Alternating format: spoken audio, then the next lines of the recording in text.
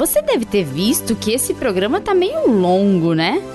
Pera aí que eu já vou te explicar por quê. Escuta a ciência!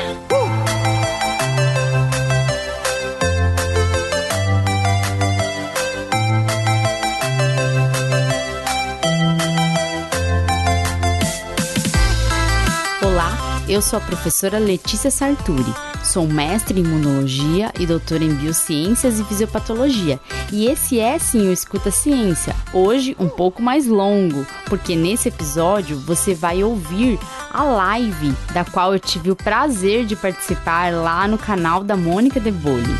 Nessa live nós falamos sobre citocinas no contexto da Covid-19, sobre essa tempestade de citocinas que acontece na doença grave, e falamos também das sequelas de Covid-19, dentre outros assuntos que foram perguntados ali pelas pessoas que estavam acompanhando a live. A Mônica De Bolle é economista, ela é PhD em economia e ela também dá aula na Johns Hopkins University sobre imunologia, olha só, que é o tema da nossa live. A Mônica gosta bastante de imunologia e por isso ela me convidou para a gente falar então sobre esses assuntos tão interessantes da Covid-19. Então acompanha aí a live. Oi, gente, boa tarde. Segunda-feira de carnaval hoje. E o bloco que está passando no canal é Pierrot e Citocina. Eu e a Letícia aqui, porque hoje vocês vão ouvir falar muito de citocinas, queiram vocês ou não, mas se vocês estão aqui é porque vocês querem.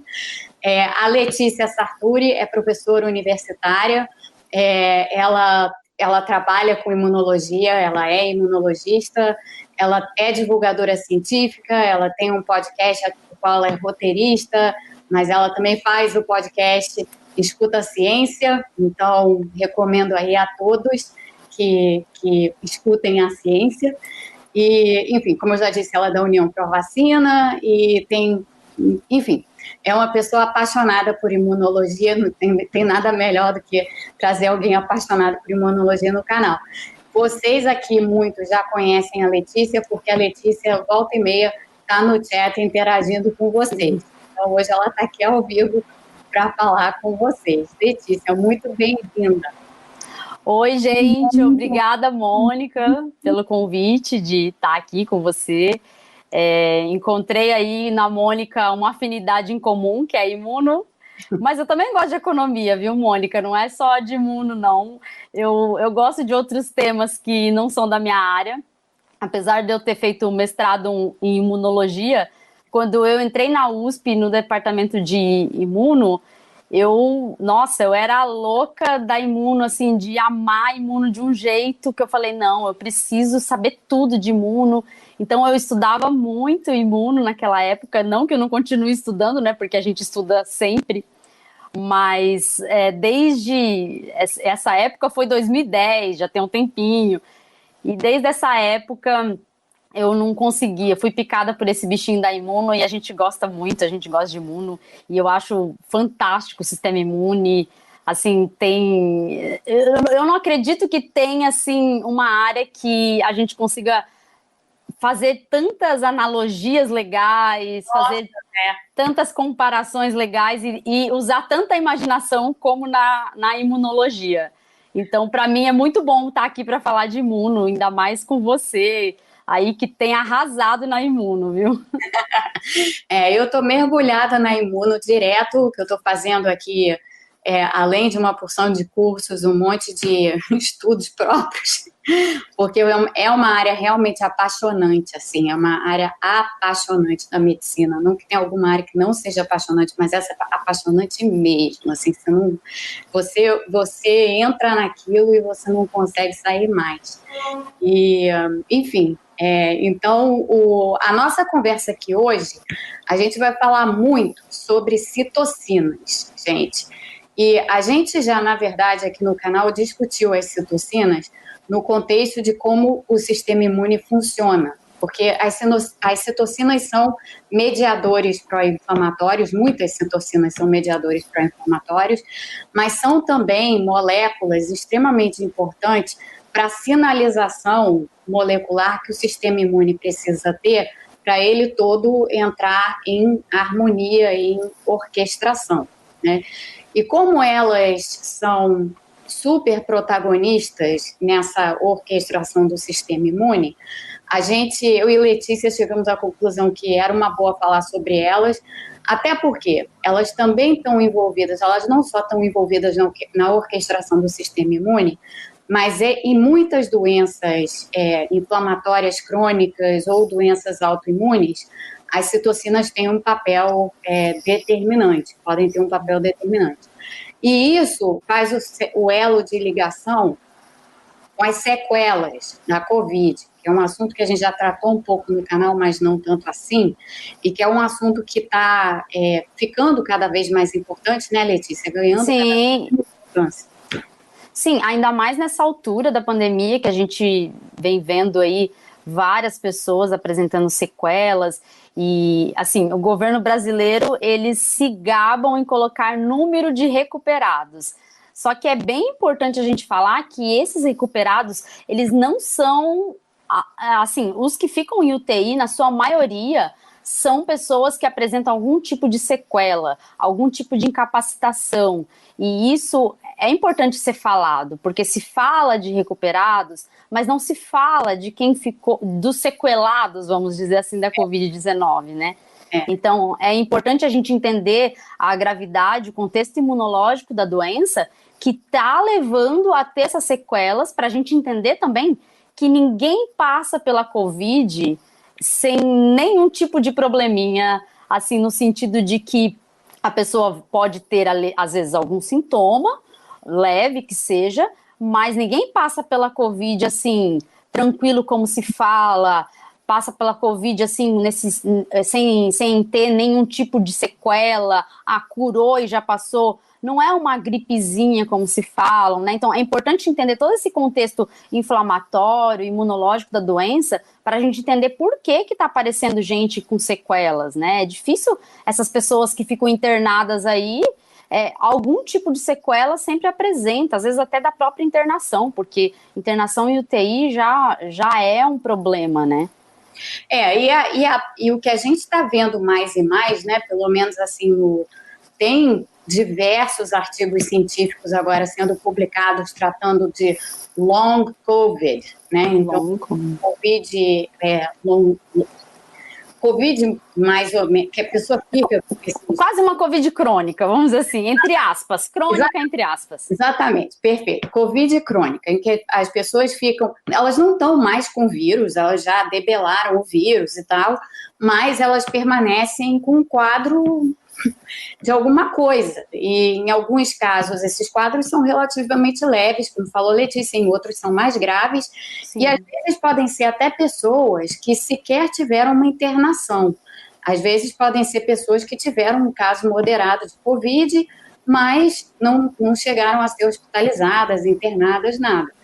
E a gente estava conversando aqui antes, né, Letícia, e a gente levantando um ponto que a gente já destacou, você e eu, todos nós que temos observado toda essa doença, a Covid, embora ela tenha essa associação respiratória e as pessoas pensem logo, né, na Covid como uma doença respiratória, a Covid, na realidade, ela é uma doença que causa, sim, sintomas respiratórios e, às vezes, sintomas respiratórios graves.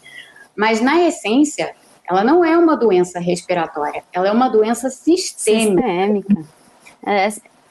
A gente já tem muitos dados mostrando isso, então não tem nenhum motivo para a gente ver pessoas ainda falando dela, minimizando a doença e falando de doença respiratória. A gente tem quadros sistêmicos, a gente tem quadros ali de inflamação sistêmica, semelhante ao que acontece, por exemplo, numa sepse, né? Então, é algo muito semelhante, envolve uma inflamação que não vai atingir só a parte respiratória, que parte ali do pulmão, o start vem do pulmão, mas a gente vai ter, então, uma inflamação que se estende por todo o organismo, que acomete diferentes órgãos, assim como acontece, por exemplo, numa sepse, de maneira similar. Porque o vírus, gente, ele entra na corrente sanguínea. ele se replica também na corrente sanguínea e se espalha pelo corpo inteiro. E se espalha de uma forma que ele pode, eventualmente, se alocar em um determinado órgão, tecido, agrupamento de órgãos e tecidos, ou ele pode ficar essencialmente no sangue, tanto que a gente tem visto várias disfunções hematológicas, né, Letícia, em consequência da Covid. Então, sequelas hematológicas por conta do que o vírus faz e da forma como ele afeta, da forma como ele circula no corpo inteiro, a gente percebe. Aqui tem uma pessoa, o Diogo, perguntando, mas a gripe também não é sistêmica? A gripe não é sistêmica da mesma forma que a Covid é sistêmica.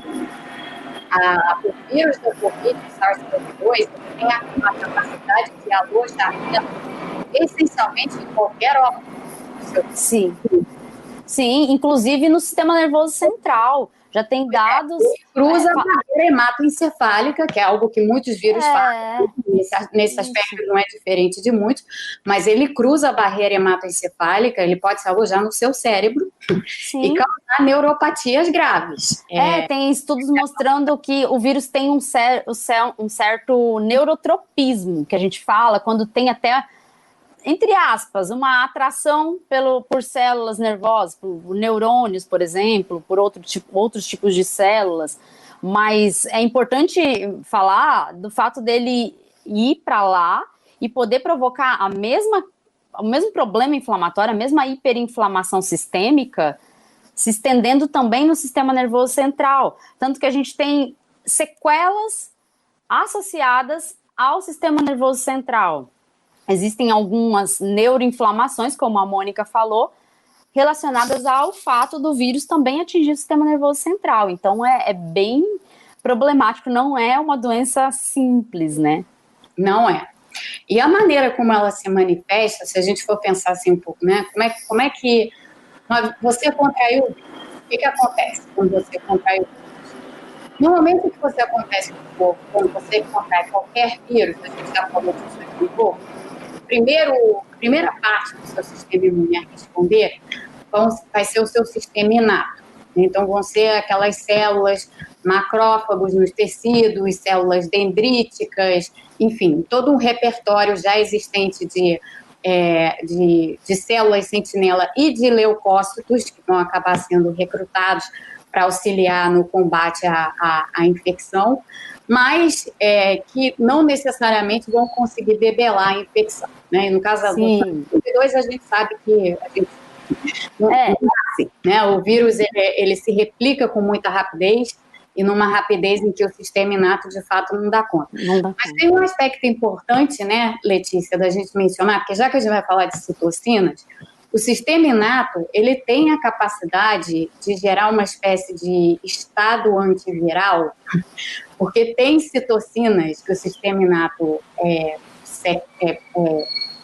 secreta, né, que algumas células têm capacidade de gerar, como, por exemplo, o interferon gama, que é uma citocina que causa ou pode ajudar no início a debelar uma infecção, porque ela serve não só para recrutar outras células, mas ela serve também para identificar quais são as células que são identificadas, assim como proteger células que estão infectadas, que sintetizam proteínas próprias que permitem que o vírus tenha mais dificuldade de infectar as células. Então, o sistema inato tem essa resposta aí por meio do interferon.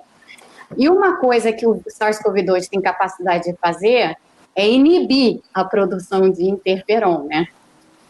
Então, é importante falar que o interferon, por exemplo, ele ajuda muito no papel mesmo de macrófagos, por exemplo, né, de facilitar ali algum tipo de fagocitose para remover o que tiver ali no meio de partículas virais que poderiam infectar novas células, mas também tem um papel importante ali na atividade depois, mais tarde, dos citolíticos, dos linfócitos TCD8, mas assim, o vírus, ele consegue se replicar rapidamente. A resposta inata, ela é como se fosse uma tentativa de minimizar o espalhamento do vírus, vamos falar assim de maneira bem simples falando, né? E por isso a gente não pode contar só com essa resposta, e essa resposta imune, ela é boa normalmente nas infecções para a gente conseguir controlar. Por exemplo, eu já trabalhei com malária, no mestrado trabalhei com malária, e eu estudava muito interferon gama. Era a minha molécula de estimação, era interferon gama, junto com outras moléculas chamadas PD1 e PDL1. Essas moléculas PD1 e PDL1, elas acabam inibindo a produção de interferon gama. Então, eu avaliava na malária, isso no final da fase aguda, que alguma coisa fazia diminuir o interferon gama. Naquela época a gente não sabia muito sobre isso, né? Hoje já se sabe muito, graças à ciência. E a gente, então, avaliava ali o que poderia estar acontecendo para diminuir o interferon gama. O interferon gama é tão importante, só para vocês terem noção, que na malária, quando o PD1 e PDL1, essas moléculas que inibem o interferon gama, eles estavam fortes ali na sinalização, quando tinha muita célula expressando esses receptores, o interferon gama ficava tão baixinho que aí a gente tinha, então, o que a gente chama de anergia, até mesmo dos linfócitos que são específicos e que ficam até para fase aguda, para fase crônica e que geram memória. Então, o interferon gama, ele regula bastante a atividade até mesmo de linfócitos. Por isso, é uma molécula muito importante, é uma molécula central, principalmente para tratamento, para a imunidade de doenças infecciosas, como doenças virais, doenças parasitárias como a malária, como a doença de Chagas também. Interferon gama é uma molécula central para você conseguir controlar esses agentes infecciosos. Se você reduz essa molécula, se você reduz a atividade dessa molécula, você consegue, então, permitir que o agente infeccioso, como a gente está falando do vírus, você consegue dar para o vírus um espaço para replicação e para o avanço da infecção, né? É um problema muito sério. E o que é muito interessante é que no caso da Covid, no caso do SARS-CoV-2, os estudos que saíram, né, vários deles de pessoas independentes, então não necessariamente cientistas que estavam trabalhando juntos, mas vários estudos, assim, olhando especificamente, né, para essas respostas das diferentes citocinas e tal, uma das coisas que já se constata é que quando você olha para os casos severos, né, os casos hospitalizados, os pacientes hospitalizados, um marcador para se a doença vai evoluir para um caso grave ou severo é exatamente essa resposta de interferon gama reduzida, né, logo no início da infecção. Porque quem tem essa resposta reduzida vai ter, justamente pela importância dessa molécula, uma resposta imune aquém no início da infecção do que é necessário. E depois, o que é interessante na Covid, é que essa resposta imune vai estar tão bagunçada, mas tão bagunçada, que o quadro inflamatório gerado, embora ele seja suprimido de início, ele pode ser super inflamatório depois. Né, Sim, eu acho importante também falar do papel de moléculas como inflamassoma nesse quadro de hiperinflamação.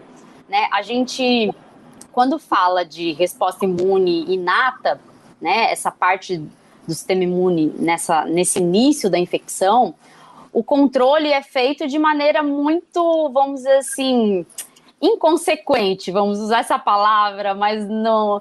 Pensa de maneira muito jovem, muito juvenil, como dizem quando o jovem vai dando cabeçada na vida e erra tudo. É que ele vai tentando atirar para todos os lados. O sistema imune inato, ele não tem uma especificidade, a gente sabe que só com a resposta de linfócito T, né, as células T, as células B, que a gente vai conseguir ter uma especificidade melhor.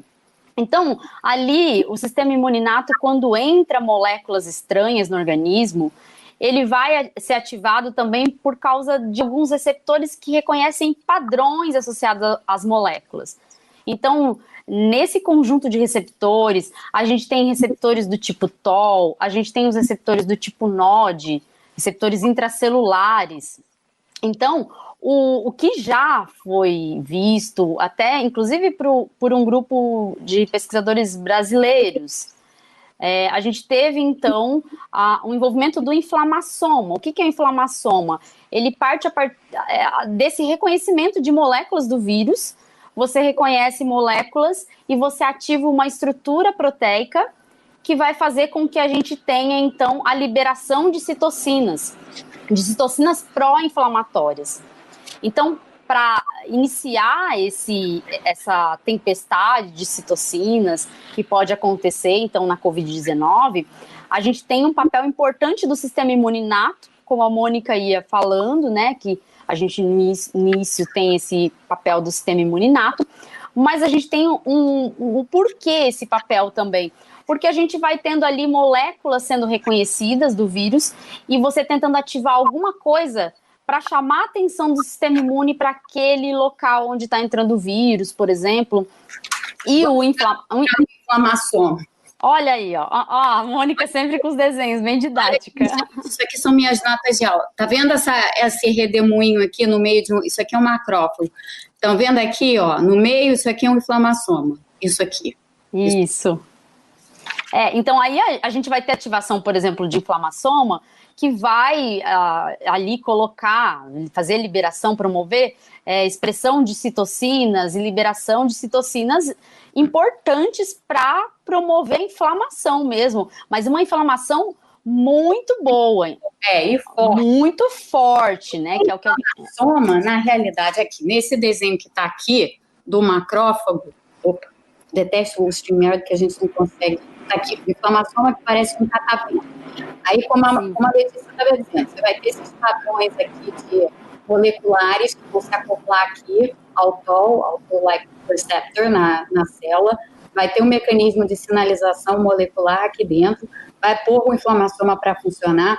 No final, tem uma porção de coisas acontecendo aqui, mas o que essa célula vai fazer é produzir interleucina 1-beta. Isso. E a interleucina 1-beta é uma citocina super inflamatória. Super. Até se a gente pudesse, por exemplo, dosar em pacientes no início da infecção esse tipo de citocina, a gente já poderia predizer se esse paciente está evoluindo para uma forma grave da doença, para uma forma de tempestade de citocinas, né? Para uma hiperinflamação. Porque, vamos dizer assim, essas citocinas de inflamassoma, elas podem ser o mecanismo que inicia mesmo a tempestade de citocinas. É isso que a gente tem visto aí em algumas pesquisas que têm sido divulgadas. É claro que tudo necessita de mais estudos para a gente chegar a uma conclusão a respeito disso, né? A gente está aí há pouco mais de um ano de pandemia e a gente já tem muita informação, e isso é muito bom. É muito cientista trabalhando dia e noite aí para trazer muita informação e para a gente conhecer bem a doença, né? Olha que interessante, porque eu estava lendo sobre isso hoje. A Zima está comentando com a gente isso aqui, ó. Uma amiga teve Covid com sintomas leves, mas 2 semanas depois ela teve herpes zoster seríssimo. Meses depois ainda sente dor no braço. Isso pode ser causado pela Covid? Nossa! Olha, é interessante, viu? Porque a herpes zoster está associada a um estresse, né? Geralmente, sim, qualquer tipo de estresse para o organismo, não estamos falando só de estresse psicológico, mas qualquer tipo de estresse. E uma resposta inflamatória forte, ela pode ser um estresse para o organismo. É lógico que a gente não pode falar que tem associação imediata, assim, sem nenhum estudo, mas um estresse pode sim pode desencadear a herpes zoster, né? Porque a herpes zoster você já carrega o vírus e ele vai se manifestar em algum momento, né? Aqui também a Andréia está perguntando se existe algum exame que pode detectar quando pode acontecer a tempestade de citocina. Isso não, mas existem exames de sangue onde você detecta, sim, quais são as citocinas.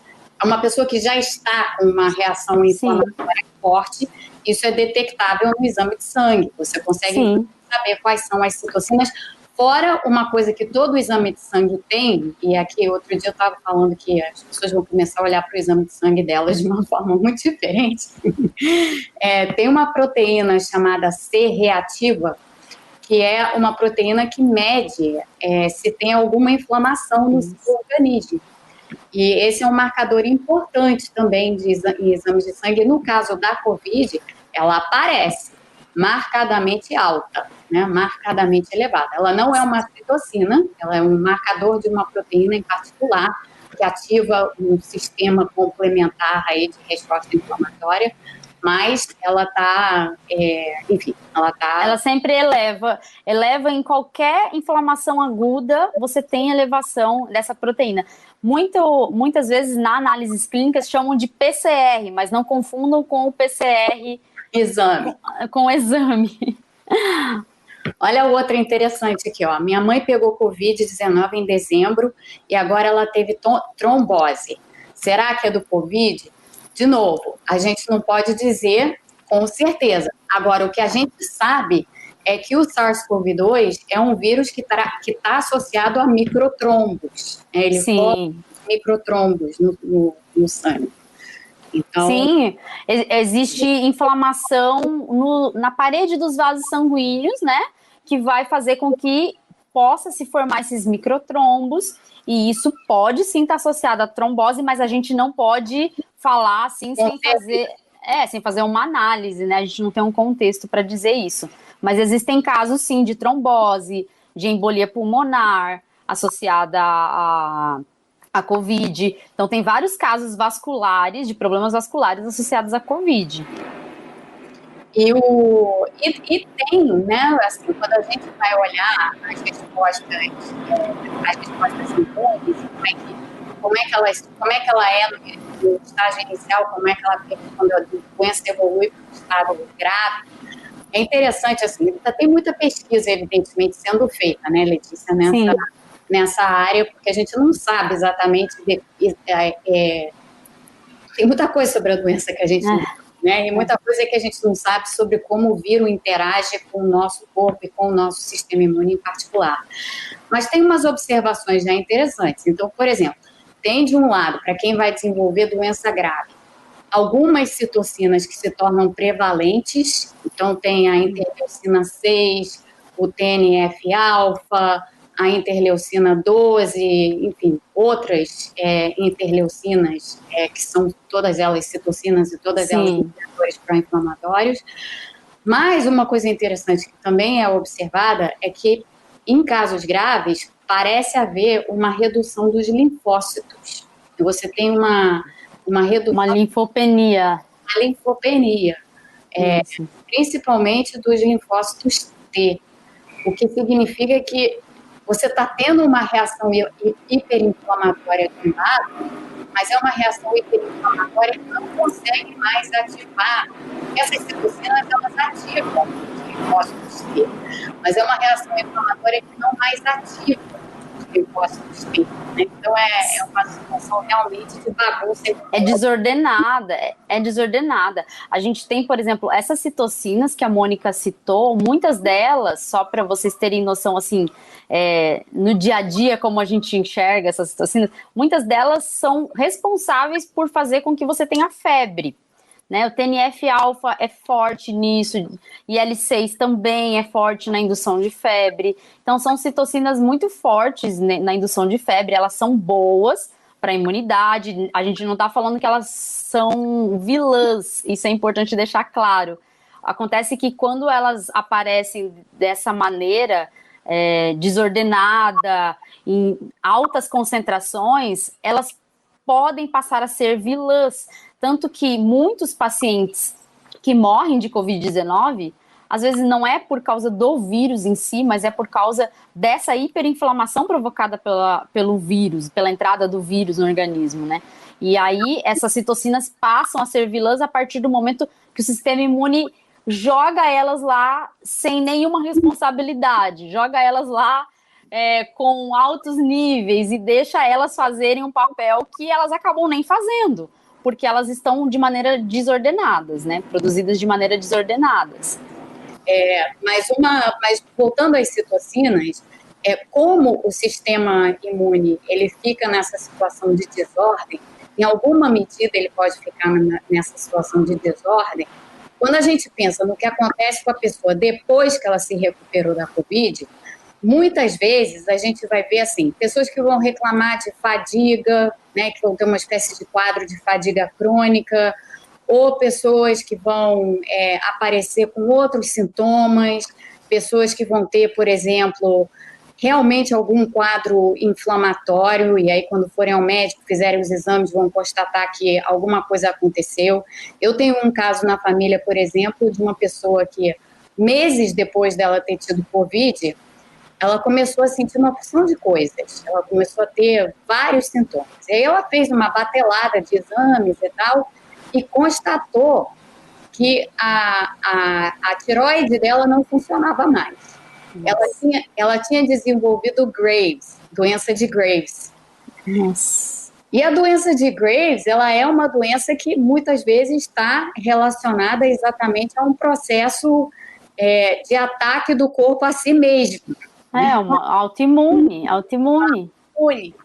Então, ela desenvolveu um quadro autoimune, uma pessoa relativamente jovem, muito saudável, teve um quadro moderado de Covid, não teve que parar no hospital, nem nada disso, mas desenvolveu uma doença autoimune depois de ter tido Covid. E relatos assim a gente tem visto, né, Letícia? Muitos. E documentação desses casos também. Muitos. Eu conheci uma moça que é técnica do laboratório onde eu dou aula, e ela teve a Covid leve. Ela falou que teve sintomas leves. Isso foi no começo de outubro que ela teve. E ela falou que até hoje ela sente cansaço. E ela é super jovem. Ela tem 24 ou 23 anos.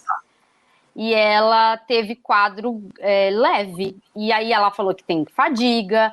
O olfato demorou para voltar. E existem trabalhos até que associam citocinas a essa perda de olfato, como a IL-6, por exemplo. Então, a gente tem ali uma doença que, primariamente, a gente não entendia muito sobre isso, sobre o fato dela gerar essa tempestade de citocinas. Agora a gente já entende da tempestade das citocinas, a gente já entende da gravidade da doença, e agora a gente está estudando essa questão das sequelas. Você vê relatos diversos com diferentes sequelas. Tem também casos de um estudo que avaliou homens que tiveram, por exemplo, disfunção erétil por causa da Covid-19. Porque a doença acomete a parte vascular, como a gente estava falando. Sim. E isso também pode ter algum tipo de consequência no futuro. Quando eu descobri isso, eu falei assim, agora esses homens vão querer usar máscara, porque quando você fala aí vai ter vontade de usar máscara. Agora você não vê nenhum homem mais sem máscara, mas não é verdade, né? Infelizmente ainda tem gente que não se importa com o outro, né? E sai por aí sem máscara. Mas assim, a gente... o que é importante também a gente deixar claro, assim, só... pensando de maneira didática, já eu sendo professora, eu vestindo a minha armadura de professora, que as citocinas, elas, como a Mônica falou no início, elas fazem parte de uma espécie de comunicação entre as células do sistema imune, mas que a simples entrada de um agente infeccioso já pode fazer com que essas células da imunidade inata reconheçam partes desse agente infeccioso e já comece a produzir citocinas. Então, desde o início, desde a entrada de um patógeno no organismo, a gente já pode ter produção de citocinas. O que acontece na Covid-19 é que isso pode evoluir para uma tempestade de citocinas, que é o que a gente observa nos casos graves da doença, né? As pessoas que estão ali em UTI, que tiveram um caso grave, geralmente elas evoluem para essa tempestade de citocinas e a gente observa, então, quadros sistêmicos de inflamação, a gente observa quadros de problemas embólicos, né, tromboembólicos, a gente observa quadros neurológicos, como a gente falou, e além do fato das doenças da Covid grave poder também gerar algum tipo de sequela no futuro. Persistente. Né? Persistente. E aqui uma coisa importante para a gente destacar é que exatamente por causa desses processos hiperinflamatórios e das citocinas em desarranjo e tudo mais, que no ambiente da pessoa internada, né, com um caso grave, a gente tem visto a grande utilidade de esteroides, né, e de medicamentos como dexametasona, por exemplo, que é um esteroide, um corticoide muito forte, mas cujo objetivo todos esses medicamentos são medicamentos de natureza anti-inflamatória. Então, eles têm ajudado esses pacientes nesse estágio da doença exatamente por isso, porque nesse estágio da doença a pessoa está com um quadro inflamatório. O que é preocupante é o que acontece depois, porque se a pessoa continuar com um quadro inflamatório, claro, saiu do hospital, não é mais tão agudo, nem grave e tudo mais, mas a pessoa continua com um quadro inflamatório crônico, seja ele qual for, e a gente sabe que o uso continuado de corticoides é muito complicado, né? Causa sequelas diversas. E aí é interessante pensar o seguinte: todas essas citocinas que a gente mencionou aqui, tem muitas que a gente não mencionou, que também estão envolvidas nesses quadros inflamatórios, hoje em dia existem medicamentos de alta especificidade para bloquear a ação dessas citocinas. Então, por exemplo, existem medicamentos que bloqueiam a ação do TNF-alfa, da interleucina 6, da interleucina 1-beta e por aí vai. O problema é que todos esses medicamentos, agora pensando aqui no SUS, né, Letícia? Que todos esses medicamentos são caros. Esses são remédios que a gente chama de biológicos. Em geral, são anticorpos monoclonais. De um modo geral, às vezes são proteínas de fusão, mas de todo modo são agentes biológicos e que são caríssimos. São caros e também é uma produção em alta escala que não é muito viável, né, para uma pandemia, por exemplo, né? A gente não tem uma condição de produzir. Por exemplo, quando o Trump fez tratamento com anticorpo monoclonal e falou que todo mundo ia ter esse tratamento, eu fiquei pensando, gente, não tem como. Assim, uma demanda que a gente tem na pandemia inviável de você produzir esse tipo de medicação. São medicações muito promissoras para casos específicos, né? Assim, para tratar algumas doenças que não tem outro tipo de terapia. Eu sei que a Covid-19 a gente não tem outro tipo de terapia, mas é inviável numa pandemia a gente conseguir usar e produzir isso por causa do preço, por causa da demanda, também é inviável. E esse tipo de bloqueio que a gente faz, por exemplo, por anticorpo monoclonal, a gente consegue impedir bem aquela citocina de provocar esse estrago que a gente está falando. Existe também a possibilidade da gente interferir em fatores de transcrição, que são aquelas moléculas que vão iniciar a síntese da citocina, que a citocina é uma proteína que vai ser produzida ali na célula do sistema imune. Então, se a gente conseguir entrar ali, bloquear o fator de transcrição, a gente também tem sucesso. Tem fatores de transcrição que também são são alvos, né, de anticorpos monoclonais, por exemplo.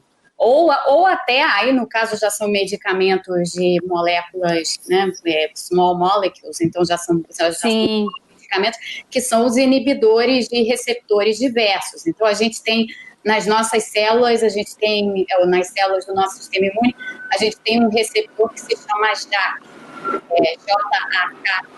E esse receptor, ele se casa, por assim dizer, com muitas citocinas, provocando esse processo de sinalização intracelular que vai acabar por fabricar mais citocinas. Então, quando você tem um medicamento, por exemplo, que inibe ou consegue substituir a citocina no acoplamento daquele receptor, Então, em vez de ser a citocina que vai entrar ali, vai ser uma outra molécula que não vai permitir que a citocina tenha acesso àquele receptor. Esse tipo de medicamento inibe também essa resposta, enfim, que pode ter excesso, né? Todos esses medicamentos são usados em doenças inflamatórias crônicas e autoimunes, né, Letícia? Porque, assim, a gente poderia bloquear, né, como você falou, bloquear o receptor, porque, assim, toda a citocina só age pela ligação no seu receptor. A gente vai produzir citocina, mas tá ali cheio de citocina, mas o que acontece? A ação da citocina é por meio do receptor. Então, você pode também tentar, vamos dizer assim, tampar o receptor e aí a citocina não consegue interagir com o receptor. Se não tem interação, você não tem nenhuma função da molécula no organismo. Então, tem medicações que podem ser usadas nesse sentido para doença autoimune, o estudo de anticorpos monoclonais tem vindo a partir de doenças autoimunes, mas também de HIV, por exemplo, as moléculas que eu falei que eu trabalhei no meu mestrado, PD1 e PDL1, naquela época já se especulava de utilizar o bloqueio dessas moléculas para impedir que ocorra, por exemplo, uma reativação de infecções crônicas, por exemplo, o HIV, do paciente ter não uma reativação, mas do vírus se replicar novamente no paciente, né? Para deixar o vírus mais quietinho, você tem um sistema imune. Os linfócitos TCD8 controlam muito bem isso. E aí você, quando tem, por exemplo, essas moléculas que eu comentei, PD1 e PDL1, ativadas, interagindo, você pode fazer com que o linfócito TCD8 fique sem responder e deixe tudo acontecer ali. Então, você bloqueando aquilo, você poderia impedir. Na malária, como eu comentei com vocês, eu observava que tinha um papel dessas moléculas. E aí, os anticorpos monoclonais eu usava, só que eu só fiz experimento, não é bem in vitro, é ex vivo. Eu tirava do camundongo infectado e colocava em cultura. Né? Então, a gente analisa a partir daí, a partir desse estudo de bloqueios e também de outras moléculas, como a Mônica falou, que poderiam servir ali como espécies de, não bem antagonistas, mas bloqueadoras de receptores, a gente poderia, então, usar nesse sentido. Mas a gente não tem uma situação que permita isso. É importante também deixar claro que não existe cura mais barata que prevenção, como a gente ouve aqui o presidente falar. Isso é mentira, né? Eu falo, sabe, Mônica, eu costumo falar assim que a gente fala fake news, que é um termo importado, mas assim, às vezes dá vontade de falar o termo certo. É uma mentira. Exatamente. Porque assim, eu acho que talvez surta mais efeito você falar que é uma mentira. Até hoje. A coisa de fake news sempre foi um troço que me incomodou. Eu não gosto desse termo, porque o termo news está lá, entendeu? Então, uma notícia, mas apenas uma notícia com outra característica. A característica é ser fake, mas assim... Mas uma falsa notícia, para que você chama de falsa notícia algo que é simplesmente... Mentira! Então, eu até, inclusive, uma vez num episódio no meu podcast, eu falei assim, eu não vou usar o termo fake news, eu vou desmentir fake news só usando a palavra certa, que é mentira. E aí, falei sobre isso, né? Falei de algumas mentiras que inventaram das vacinas. Mas, assim, a gente ouve, por exemplo, falar, melhor tratar a doença do que prevenir. Como a gente vê para a Covid-19, a gente não tem nenhuma terapia eficaz. É uma doença que foge do controle do próprio sistema imune ali, de conseguir tentar prevenir ali um agravamento da infecção. Da infecção não, mas o agravamento da doença em si. Aí a gente entra, por exemplo, com as vacinas. As vacinas seriam as melhores opções mesmo, com certeza. Até hoje estava dando uma entrevista falando sobre isso, sobre o custo-benefício das vacinas serem muito melhores do que a gente tentar desenvolver terapias que sejam eficazes para curar a Covid. É melhor prevenir, logicamente. As terapias que poderiam ser mais eficazes seriam essas, da gente tentar bloquear algum tipo de citocina, a ação daquela citocina, né, ou impedir a liberação, impedir o fator de transcrição de produzir a citocina, enfim. Eu acho que aqui, só voltando, né, a gente tem citocinas e anticorpos, né, são coisas diferentes. As citocinas são moléculas, os anticorpos são proteínas, são moléculas também, mas, enfim, tamanhos bem diferentes de um e outro. E os anticorpos, uma coisa importante para o pessoal entender é que nós dois temos a capacidade de a gente tem capacidade de produzir anticorpo monoclonal por um monte de coisa, tá? Então, quando o pessoal perguntou aí, o tratamento do Trump. O tratamento do Trump, esse tratamento do Regeneron, ele é um tratamento monoclonal que, na realidade, é uma espécie de anticorpo de alta afinidade para neutralizar o vírus. Então, é como se ele fosse o IgG que nós produziríamos naturalmente numa infecção. A diferença... É como se fosse um soro, né? Como se fosse terapia de soro. Exatamente. Imunidade passiva e não ativa. Exatamente. E em sendo passiva, isso é extremamente importante. Porque em sendo passiva, o que acontece? O caso do Trump. Trump foi tratado com isso, é um tratamento extremamente caro, e quando entrar no mercado vai ser carésimo, mas, enfim, muitas pessoas não terão acesso a ele. Mas o ponto a pessoa tratada, como foi o Trump, com esse tipo de tratamento monoclonal, como é um tratamento passivo, essa pessoa não desenvolve os seus próprios anticorpos, nem desenvolve as suas células de memória para a produção futura de anticorpos.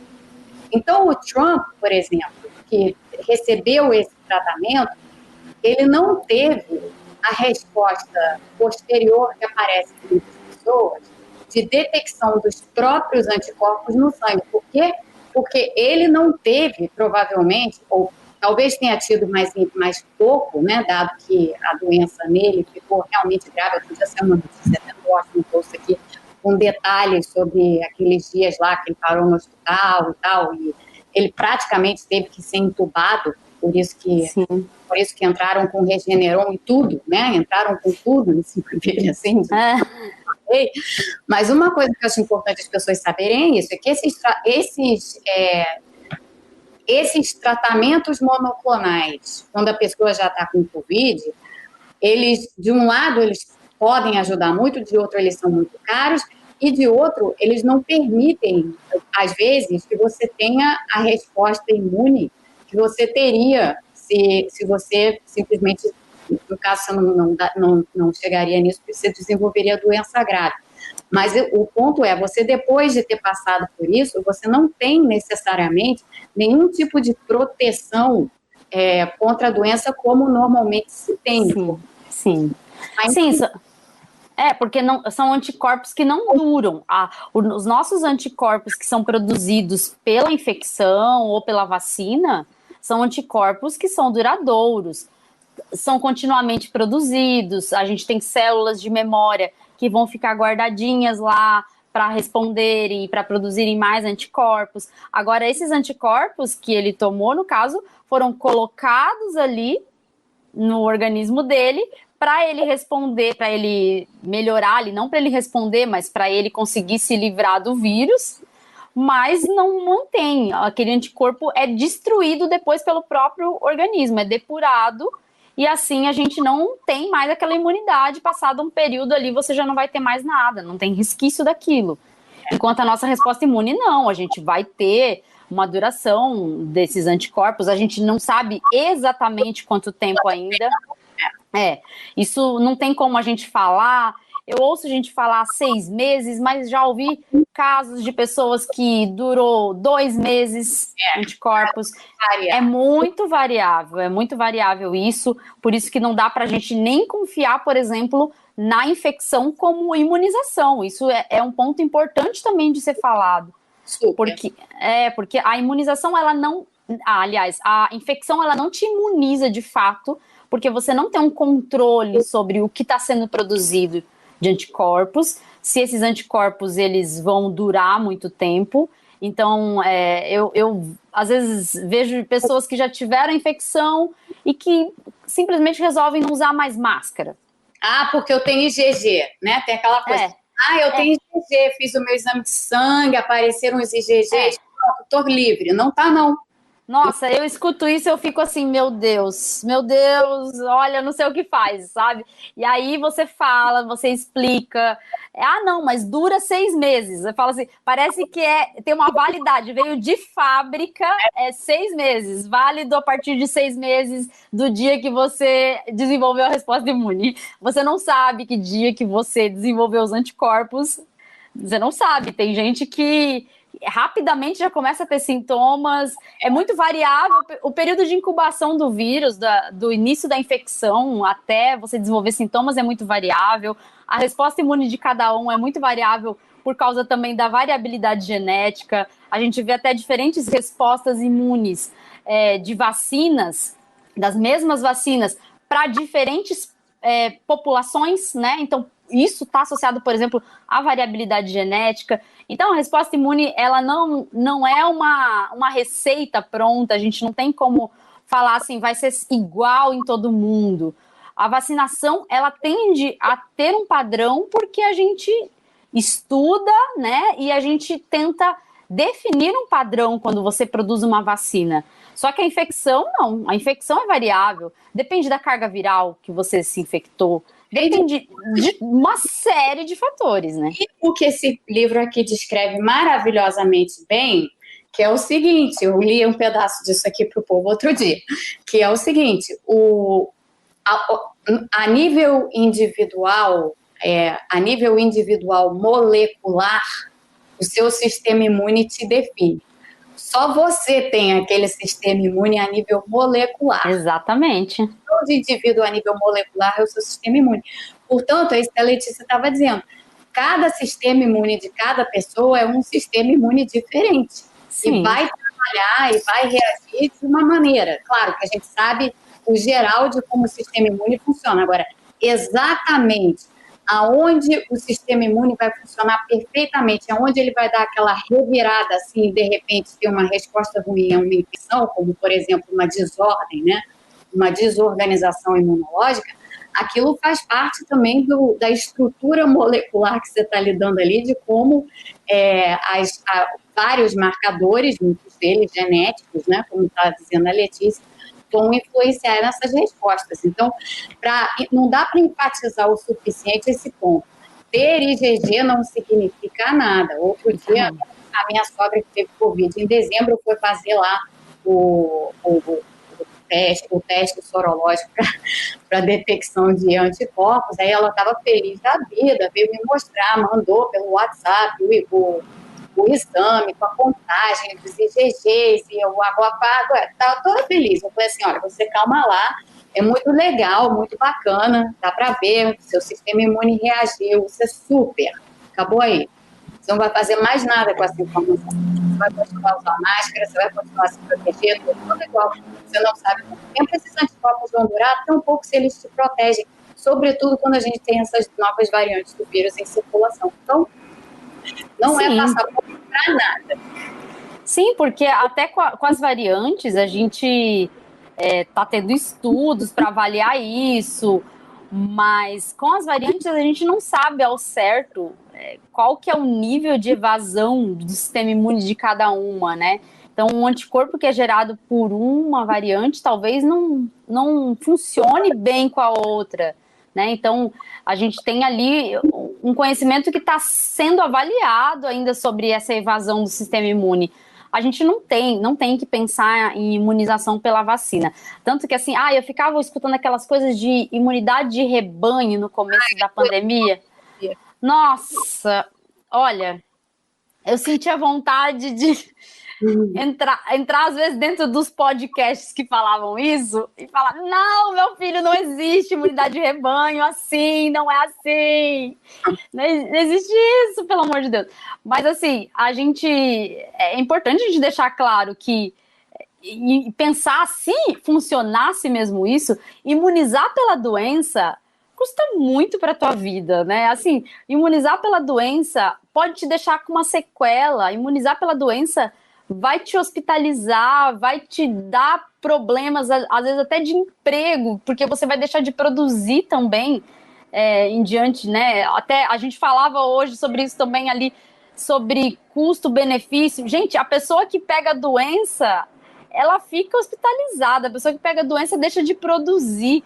Se aqui no Brasil tem tanta preocupação mesmo com a economia, como dizem que tem, mas não tem, a gente realmente não deveria pensar em imunizar pela doença. Isso aí deveria nunca passar pela cabeça de ninguém, ainda mais por economistas, né, Mônica? Não, pelo amor de Deus, mas aí é ignorância, né? São as pessoas que simplesmente não entendem e acham que com a pouquíssima ou nenhuma informação que tem, podem sair falando coisas por aí e não podem. Ó a Isa aqui, só porque você falou do PD1 e do PDL1, ela apareceu com... porque as duas moléculas que a Letícia citou, o PD1 e o PDL1, são moléculas que estão envolvidas em exaustão dos linfócitos T, principalmente dos CD8, que são os citotóxicos, né? Então, para tratamento de câncer, por exemplo, tem vários já tratamentos imunoterápicos, mas um deles é exatamente para você bloquear a ação dessas moléculas, permitindo que essas moléculas, portanto, não desativem as células citotóxicas para que elas possam atacar o tumor. Então, para vocês verem, de todas essas moléculas, aqui, esse repertório enorme de moléculas que a gente citou, elas têm aplicações diversas e têm tratamentos diversos hoje, para vocês terem uma noção de como a medicina é precisa nessa área, principalmente quando você toca na questão da biologia molecular e na imunologia, como é importante você entender os mecanismos de ação do sistema imune, porque ao bloquear essas moléculas PD1 e PDL1, você consegue, em muitos casos, como tratamento coadjuvante, fazer com que o sistema imune reaja com força contra o tumor. Né? Então, isso é um tratamento importante. Porque essas moléculas, por exemplo, a gente falou do interferon gama, elas diminuem a produção de interferon gama, mas elas também acabam, por exemplo, diminuindo a proliferação de linfócitos T. Então, os linfócitos T, quando eles vão responder, a primeira coisa que eles fazem é se proliferar, para iniciar uma resposta imune de fato. Então, eles são ativados, eles vão se proliferar para a gente ter vários clones daquela célula que se ativou por determinado agente, né, por determinada molécula, e aí ele vai poder responder a partir dessa proliferação. Aí, só se você tiver, por exemplo, PD1 e PDL1 ali no meio, é o tipo de molécula que impede a proliferação. E aí você não consegue responder contra aquilo. E para tratamento de câncer é essencial mesmo. Eu lembro de ter lido, até na época, já alguns testes a respeito disso. Acabei ficando mais longe disso, mas assim, é um assunto bem legal mesmo. É um assunto super legal. Em inglês isso é checkpoint blockade. Né? Bloqueio. Enfim, mas isso para apresentar a vocês aqui que estão escutando a gente o mundo da biologia molecular, porque é realmente fascinante. E no mundo da biologia molecular, o sistema imune tem um papel central, né? Porque muitas dessas moléculas que estão aí, que servem para tantas coisas distintas, elas são fundamentais. Teve uma pergunta aqui, Letícia, que rolou do Munir, que está sempre aqui com a gente no canal. O Munir perguntava assim, mas então a resposta das citocinas às vezes é boa, né? Assim, a resposta das citocinas é fundamental. É fundamental. Sem as citocinas... assim, só para a gente... Funciona. Vai lá. Desculpa. Só para a gente ter uma noção, me empolguei aqui. Só para a gente ter uma noção... as citocinas, elas são quem ajuda no direcionamento da resposta imune. Então, por exemplo, quando entra um vírus como o SARS-CoV-2 no organismo, a gente vai ter que ter um direcionamento para que tipo de resposta é bom para aquele vírus, né? Então, por exemplo, No caso do vírus, você vai direcionar ali mais para uma resposta TH1, que a gente fala, que é quando os linfócitos TCD4, eles melhoram ali a resposta. Tem anticorpo IgG participando também desse tipo de resposta. Mas aí a gente tem, no TH1, tem a participação dos linfócitos CCD8, que são os citolíticos, citotóxicos, que são importantes para destruir células infectadas por vírus, né? Para gerar apoptose dessas células. Então, assim, a gente precisa das citocinas para o linfócito TCD4, que é uma célula central na resposta imune específica, para ele se direcionar, se diferenciar num tipo que seja adequado para combater aquele agente infeccioso.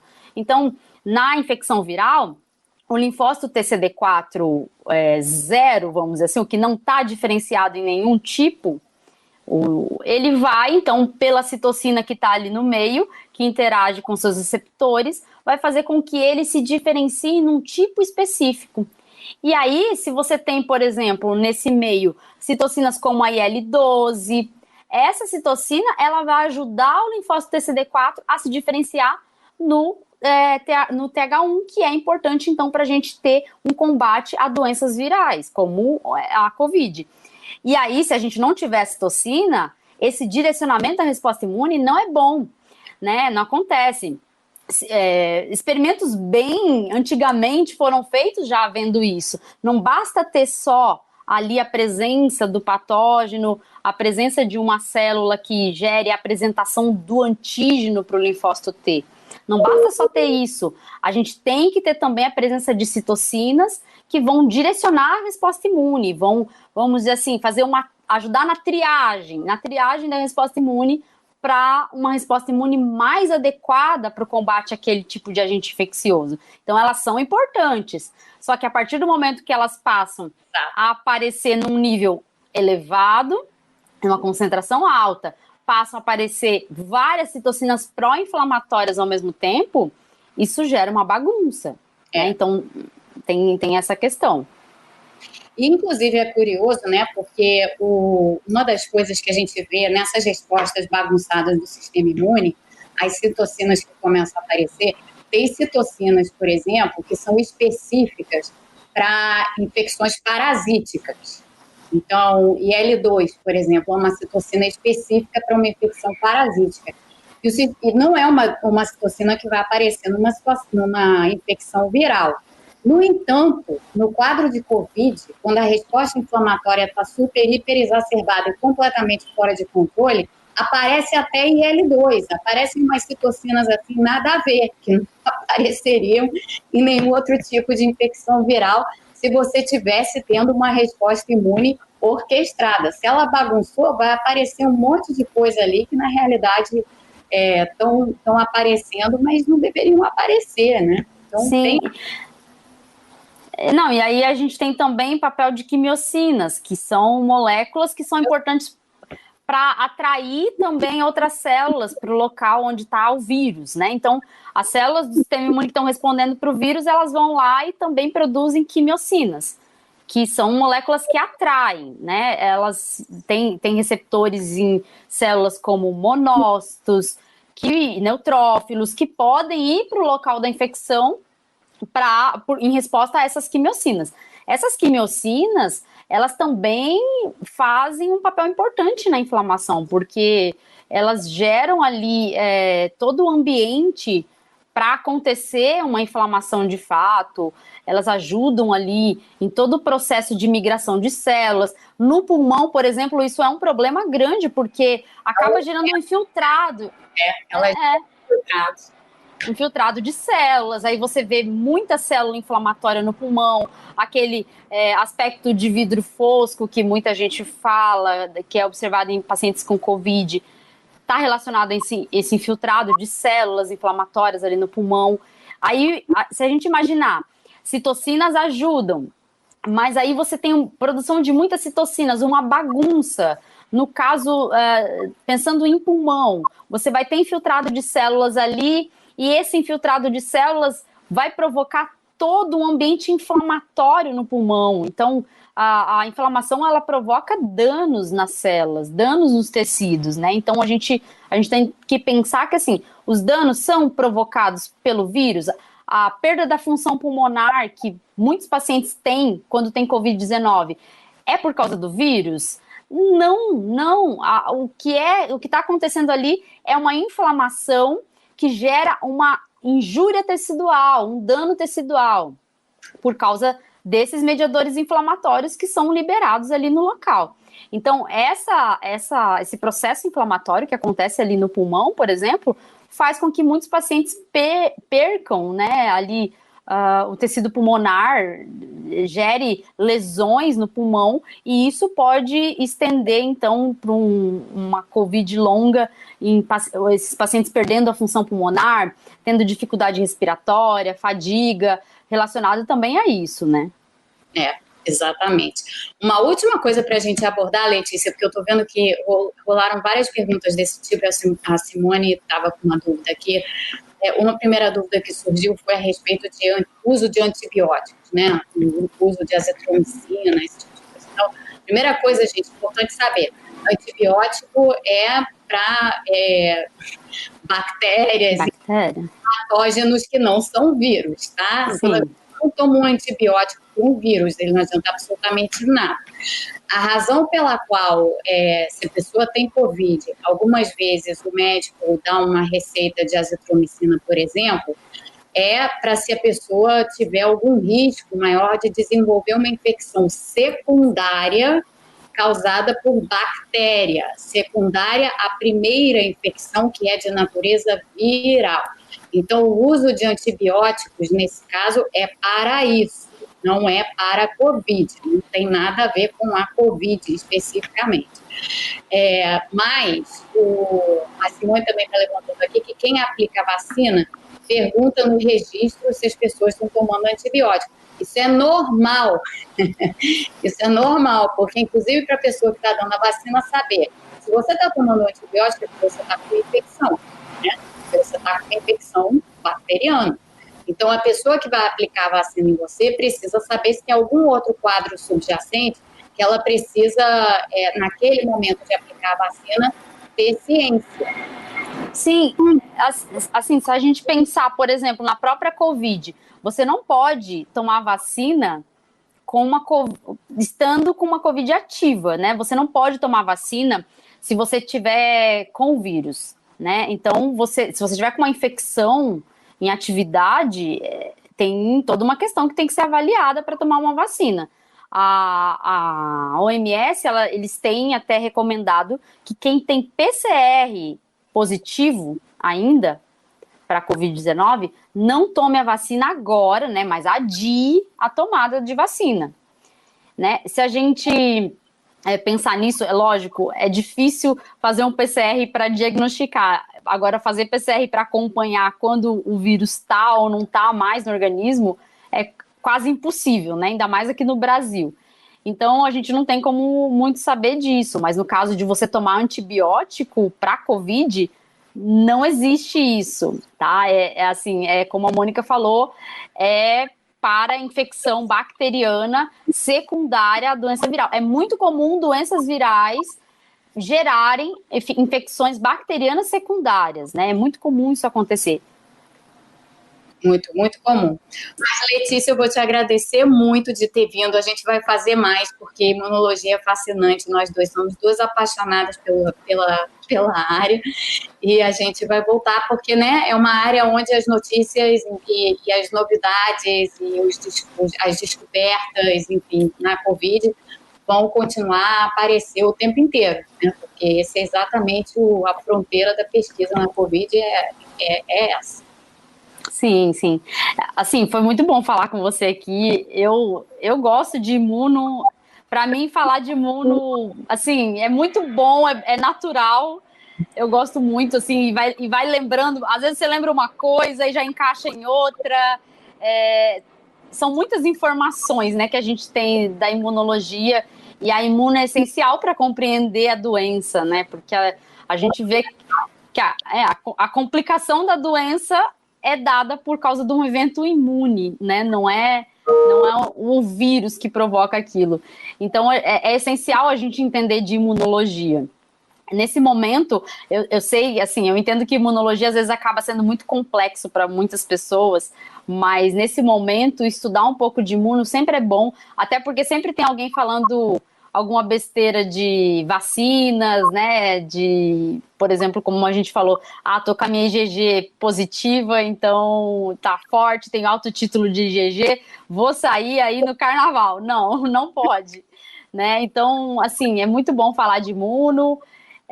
Espero voltar mais vezes, porque eu gosto muito de te assistir, gosto muito de conversar com você também, e é muito bom falar desse tema. Falo de outros temas. Eu gosto de falar de tudo. Aqui em casa eu tenho em casa um marido teólogo que gosta muito de sociologia e política, a gente fala de tudo aqui em casa. Aí uma casa de 2 faladores, né? Então às vezes é o tempo inteiro assuntos diversos, né? Então. Aqui. E aí falar de imuno, mas falar de imuno é gostoso falar com quem entende de imuno. E você, olha, tá arrasando na imuno, parabéns. E o canal tá muito bom mesmo, e muito legal participar aqui. Quando voltar de novo, a gente escolhe um outro assunto aí. Só não consigo falar muito de economia, Mônica. Economia é muito chata. Mas se for para falar mal do Guedes, me chama. Pode deixar. Obrigada, viu? Obrigada, Letícia. Gente, boa tarde para vocês. Fiquem bem nos seus blocos de casa, tá? Todo mundo pulando carnaval dentro de casa. Eduardo, a gente não falou de Araraquara, mas Araraquara realmente está numa situação complicada. Pergunta aí na sua cidade. Se cuida, tá? Porque, enfim, a gente ainda vai sofrer um pouco com isso. Então, boa noite para vocês todos. Boa continuação de carnaval em casa. Em casa. E lembra sempre concentrando sem sair de casa.